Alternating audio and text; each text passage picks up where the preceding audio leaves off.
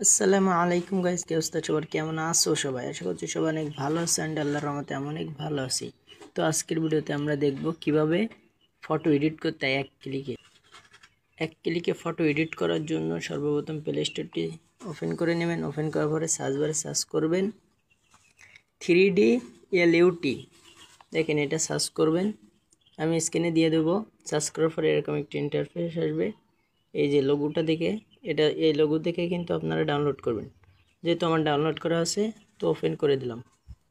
Allow চাইলেই allow দিয়ে দেবেন, আমি অ্যালাও দিয়ে দিয়েছি। এখান থেকে গ্যালারি এই অপশানটাতে ক্লিক করবেন। ক্লিক করার পরে এখানে আপনার গ্যালারিটা শো হয়ে যাবে। এখান থেকে আপনার ফটোটা আপনি নিয়ে নেবেন। দেখেন, আমি যে ফটোটা এডিট করব সেটা এখানে নিয়ে নিয়েছি, আপনারা আপনাদেরটা নিয়ে নেবেন। এখানে আসার পরে এই যে এই মাঝখানে যেটা আছে এটাতে ক্লিক করবেন।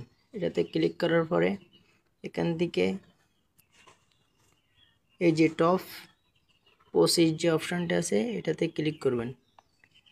এটাতে ক্লিক করার পরে দেখেন গাইস, এখানে কিন্তু একটা অনেকগুলো রয়েছে। এখান থেকে যেটা আপনাদের পছন্দ সেটা কিন্তু সিলেক্ট করে নিতে পারেন। যেহেতু আমার এখান থেকে এটা অনেকটা পছন্দ হয়েছে, তো অনেকটা দেখতেও ভালো লাগতেছে। দেখেন, এখান থেকে কিন্তু আলো কমানো এবং বাড়ানো যাচ্ছে।